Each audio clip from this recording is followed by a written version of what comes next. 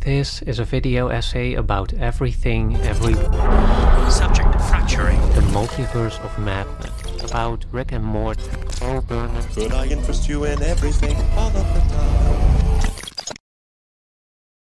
So, in 1957, American physicist Hugh Everett tried to resolve Schrödinger's paradox by arguing that his hypothetical cat was indeed both dead and alive, and not hanging in superposition until its fate was observed by the external world, as, of course, was the argument made by the then dominant Copenhagen interpretation of quantum mechanics. Because with his proposed many worlds theory, the cat's existence was now spread over two distinct but equally real realities. Basically, what Everett did was propose a theory of the multiverse. So what exactly does that mean? Well, the multiverse is an endless content generator for Marvel whose inspiration had run out after the Infinity War saga. By introducing us to the multiverse and the infinite possible realities that come with it, Marvel was not only able to raise the stakes after just having ended the conflict that already involved our entire universe, but it also gave them an easy storytelling device to further and more explicitly exploit our nostalgia and our general familiarity with already existing content. What was your name again? Dr. Otto Octavius.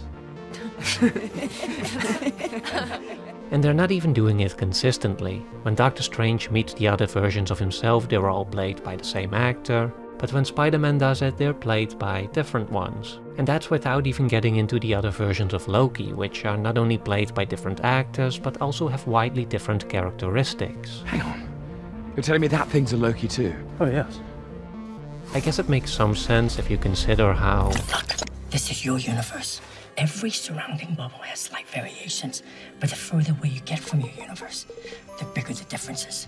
In this scene, Alpha Waymond explains to Evelyn how even the smallest actions can compound into significant differences over a lifetime. And when you combine that with the idea that parallel universes continuously create their own parallel universes, it is only logical that these alternate realities can become increasingly strange the further you move away from the original branching point. Hi, I'm Michael. This is Like Stories of Old. Does Everything Everywhere All at Once perfectly capture the technicalities of the multiverse? No, but that's not really what it's about. It's not a lecture on quantum mechanics, it's not meant to progress our understanding of physics, it's a metaphor, and an extremely relevant one, too. You've been feeling it too, haven't you? Something is off.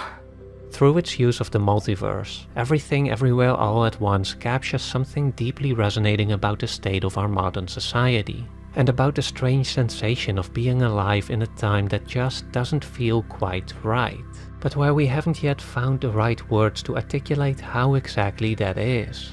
There it is again, that funny feeling. Now, I've thought a long time about how to structure this video, because if you'd asked me a few months ago, this would probably have been... But to my surprise, despite all this being such an overly obvious corporate direction, just a shameless assault on childhood nostalgia, somehow it moved me. And it wasn't just because I felt a brief surge of dopamine after seeing the old Spideys again. I didn't even have that strong of an attachment to the previous movies anyways. No, it went deeper than that. And that can happen, you know. Sometimes even a cheap narrative gimmick can accidentally touch on some unexpected emotions, or unintentionally reflect something significant about our society and about ourselves. And so today, let's explore this strange phenomenon. Let's dive into the multiverse and find out how. This video was brought to you by Mubi. On the surface level, Everything Everywhere All at Once uses the multiverse as a metaphor for our struggle with the unlived life, with all the roads not taken. It's an experience that I think everyone can relate to, and that plenty of other movies and TV shows have also explored. After all, everyone has at some point wondered what their lives could have been like if they had made different choices along the way. Everyone has wondered about our own parallel realities, so to say. As the classic film It's a Wonderful Life already showed us, these existential musings are not necessarily a modern phenomenon, but I would argue that the issue has significantly intensified in the recent decades as a result of various societal developments, with probably the most obvious one being... Welcome to the internet. Have a look around.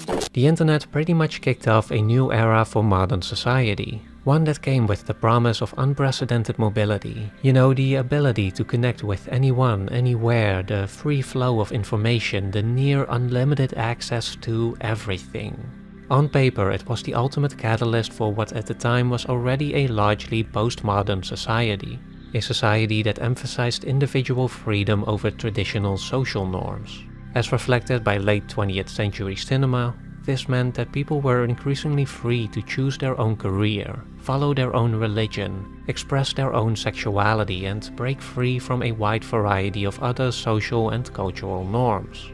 Now, I say on paper because even though the internet did facilitate and arguably even accelerate these aspects of postmodernism, it's not exactly the full story, and doesn't quite capture what we are experiencing today.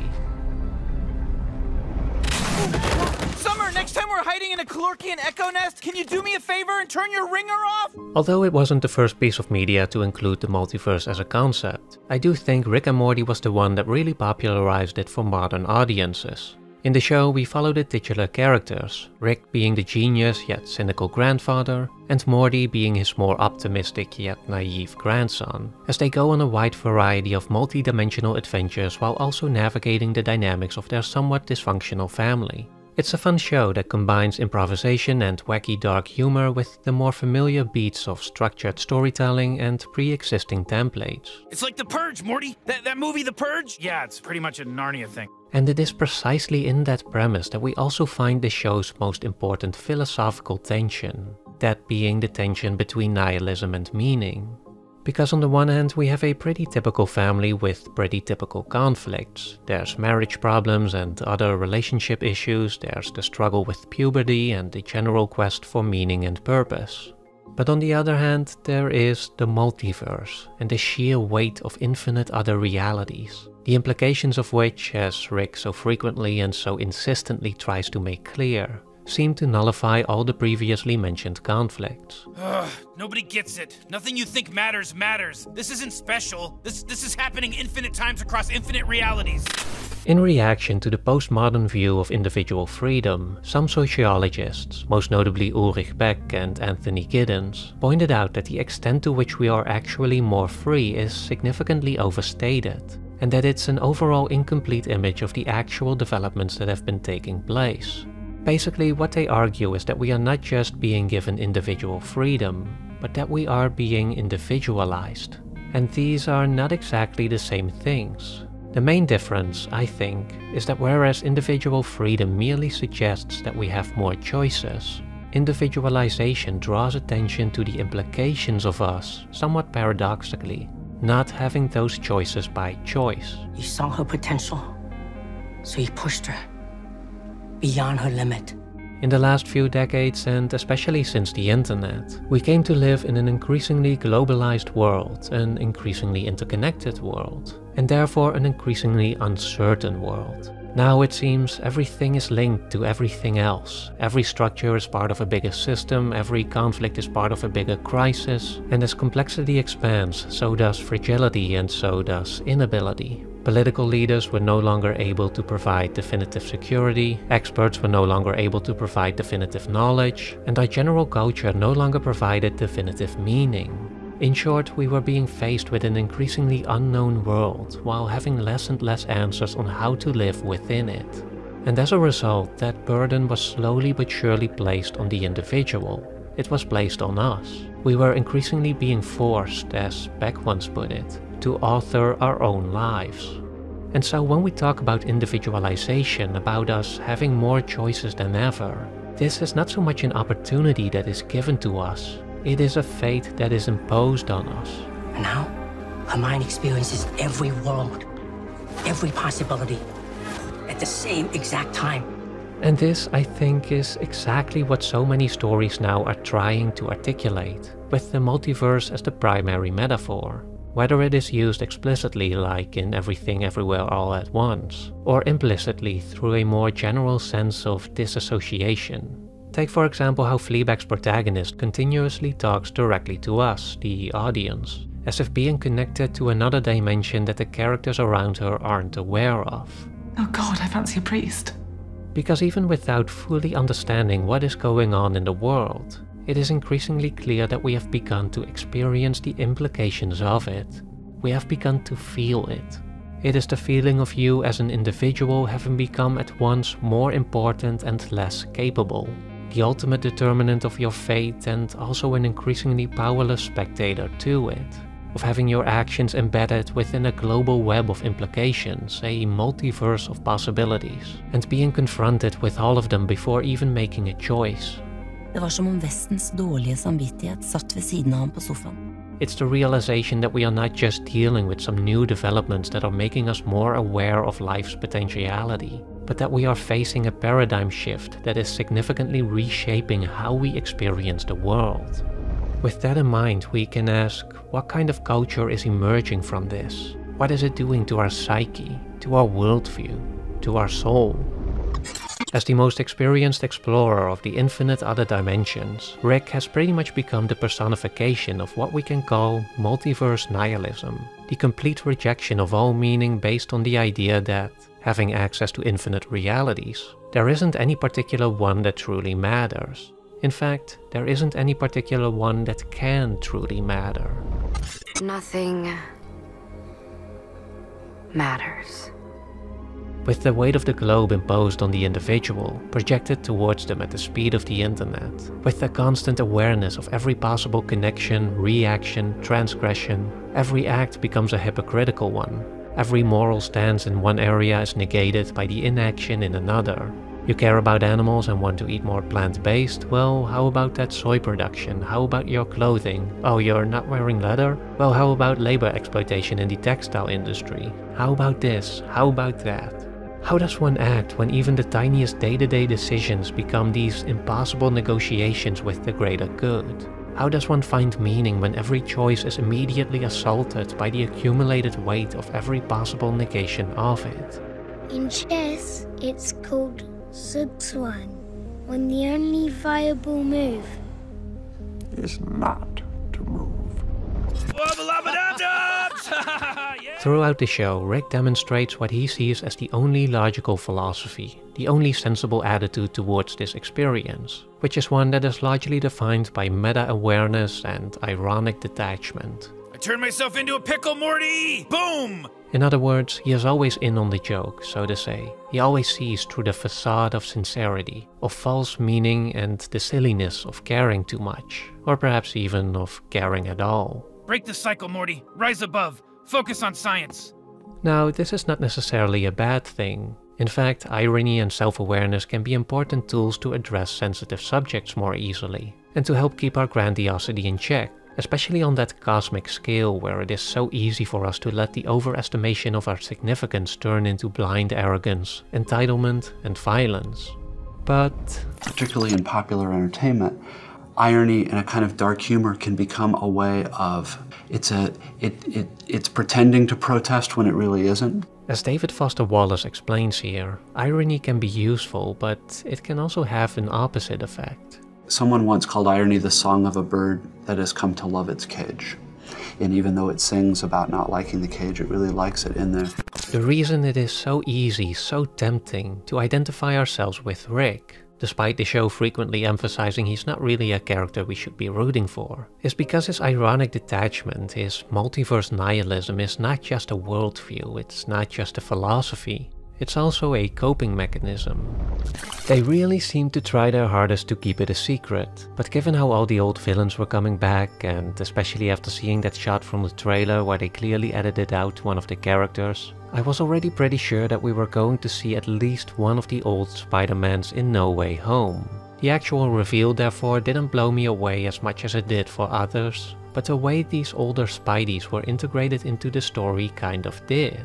My initial guess was that it would be like the portal scene in Avengers Endgame where everyone just shows up at the end to help save the day. But to my surprise, that's not what happened. Instead, they showed up much earlier, and became not only a significant part of the plot, but they also revealed something unexpectedly profound. What? No. Is that, like, really corny? So corny. Ironic detachment, meta-awareness, nihilism, the general disassociative vibe of our entertainment and pretty much of being alive right now. It presents itself as the logical reaction to a society disillusioned by the sheer weight of cosmic reality, by the supposedly cold hard truth that nothing matters, one that is often extended into broader quote-unquote objective facts. You know, religion is just opium for the masses, love is just a chemical reaction in the brain, identity is just a lie we tell ourselves, and so on. But besides this being mostly pseudo-intellectual reductionism, I'll get back to that one. More often than not, what it really is an excuse.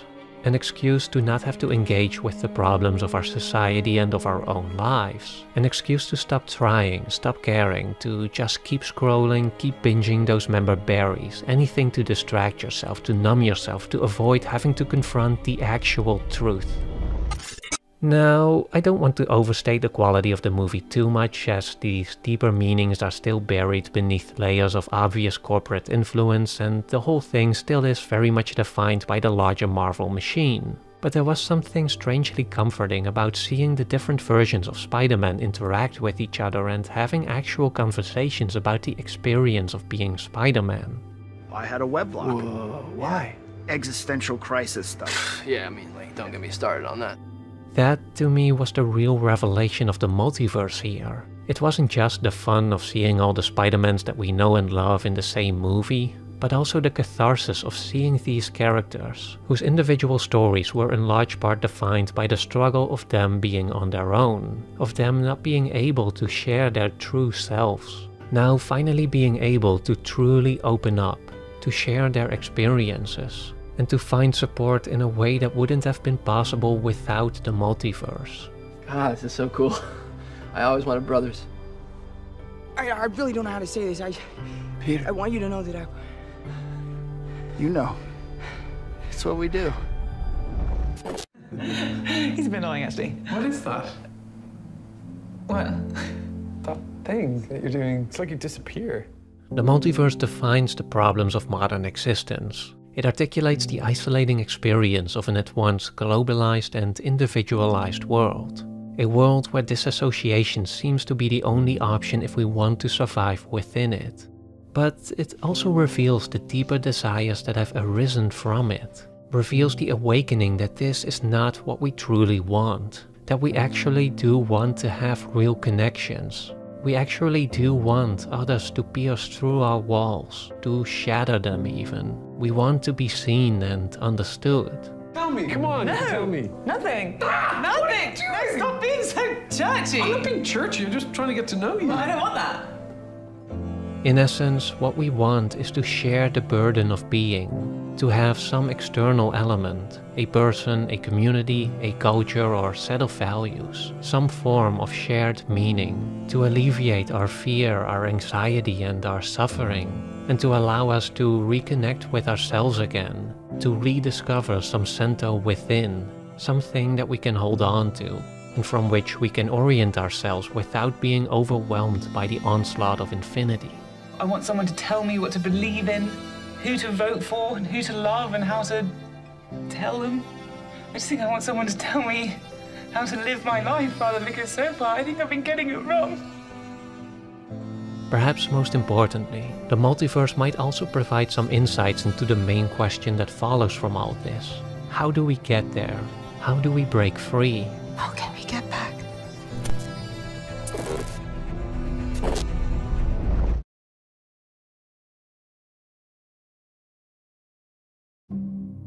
What are the true driving forces of the cosmos? How do we fit into the grand scheme of things? These fundamental questions are frequently explored in the work of Terrence Malick, most notably in his grand existential masterpiece The Tree of Life, and in his beautifully poetic documentary Voyage of Time. In both movies, he depicts the birth of our universe, the emergence of life, the subsequent introduction of violence and death, and questions the purpose of it all. Because with life devouring life, with the general process of entropy marking the slow decay of ourselves, our planet, and everything really, as our universe steadily expands outwards until ultimately all lights are extinguished and nothing will remain. what possible meaning can there be? This is where, like so many others, Malick too introduces the concept of the multiverse. But to him, this is not an acceleration of nihilism. It is not the ultimate negation of meaning. No, it's the potential salvation of it. Because by introducing the idea of infinite other realities, the perception of our universe changes dramatically as the cosmic forces we thought to be dominant, violence and death, entropy and decay, are now met with another cosmic force, one of unrelenting creation, of infinite birth, with new realities coming into being at a rate that is far beyond our human comprehension. Now, the point here is not necessarily to wonder about whether or not this force of creation is equal to, or perhaps even greater than that of destruction. It is not to raise questions about the existence of God or some other articulation of a divine plan, nor does it serve to offer cheap comfort for suffering and tragedy experienced in this universe. The premature death of a loved one, for example, at least to me, is not made any easier by knowing there are other universes where they are still alive. No, the point is to reflect on the way we generally regard the cosmos and the fundamental forces that are at play there, and to question that which we so often deem to be the realistic or the rational view of our universe. Because when the void at the end of all things is no longer a given, when the nature of our cosmos is vastly more complicated than we assumed, the supposedly objective view that drives so much of our nihilism becomes merely a rather fatalistic submission to our own limited perceptions, our own misguided judgments, and perhaps even to our own arrogance, the hubris of believing that we were capable enough of definitively judging the fundamental nature of our reality. And the reason this is so important is because such cosmic notions do affect, consciously or unconsciously, the way we navigate the world and our existence within it. Even though I don't believe your bullshit, and I know that scientifically nothing that I do makes any difference in the end anyway, I'm still scared. Why am I still scared? As the multiverse demonstrates, how we feel about the nature of our cosmos, it matters. It always matters. It is reflected in the minutiae of our everyday lives. It is there in the way we interact with other people, how we form connections, shape our beliefs, and how we look at the future and at ourselves. But perhaps above all, what it also shows is that all this goes beyond the individual. Or rather, how we are affected by all this is not just a matter of individual attitude and personal mindfulness. The overwhelming weight of the metaphorical multiverse is not going to be resolved by simply logging off, going outside and touching grass for a bit. It is a collective issue too. I don't know what the heck is going on. I know you have these feelings that make you so sad. It feels like it's all my fault. It's not your fault. Not your fault. Ulrich Beck once wrote that we live in language, that it's the community spirit, the sense of togetherness, forged through shared symbols and meanings, that ultimately allows individuals to navigate their lives. And it is exactly that kind of language that we have been so painfully missing, or more specifically, it is exactly that kind of language that we have been freed from. For after having contemplated various notions of freedom for who knows how long, it is only now, as Beck argues, that we are actually experiencing it as an intimate quality of our being, and that we are truly coming to understand what it really means, not the rather juvenile notion of being free to do whatever we want, but the breaking down of all the old structures, concepts, social constructs, the breaking down of our old reality, of our singular universe, that once helped us to make sense of our existence. I know you're all fighting because you're scared and confused. I'm confused too. But there is hope to be found here too, because even though we are probably still years away from fully understanding the impact that the internet and modern existence in general has had on our individual and collective psyche, and on the relation between the two, it does feel like we are beginning to articulate it. Through art, culture and language, we are beginning to define, with increasing effectiveness, our contemporary experiences of fear, of sorrow, of hope. Slowly but surely, we are mapping out what is going on, what is hurting us, and what we want instead. Slowly but surely, we are exploring new ways of being, opening ourselves up to new attitudes, and forming connections to new ideas, values, and people. And even if it still is only by means of metaphor, by shared pathos and vibes, in time the image of our world will become clearer again, and we will be able to exist within it, confidently, meaningfully, and with sincerity. 我总是看到事情好的一面，那不是因为我天真，而是必要和需要。 It takes strength to know what's right. And love isn't something that weak people do.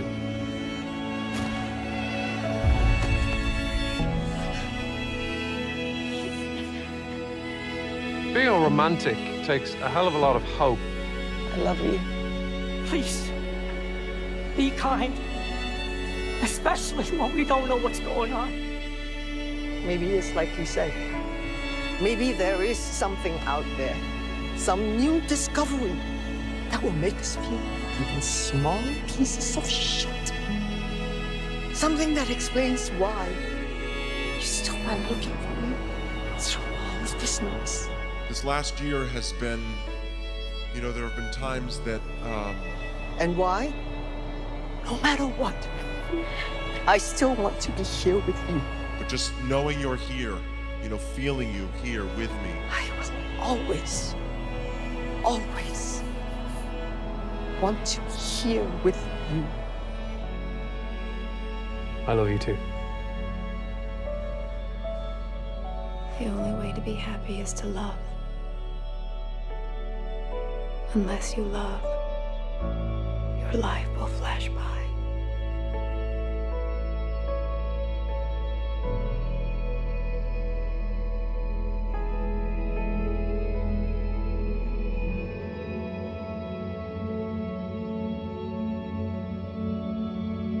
This video was brought to you by Mubi, my favorite curated streaming service and the only place in the world where you can watch a unique version of Terrence Malick's Voyage of Time.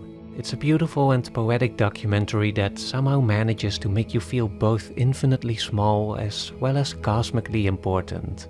I can't recommend it enough. Of course, there's a lot of other great stuff too. Mubi features hundreds of carefully selected films and they add a new one every day. Whether it's a timeless classic, a cult favorite, or an acclaimed masterpiece, there really is no better way to explore the riches of cinema. And if you go to mubi.com/likestoriesofold, you can try Mubi for free for 30 days. So be sure to claim your extended free trial and begin your month of great cinema today.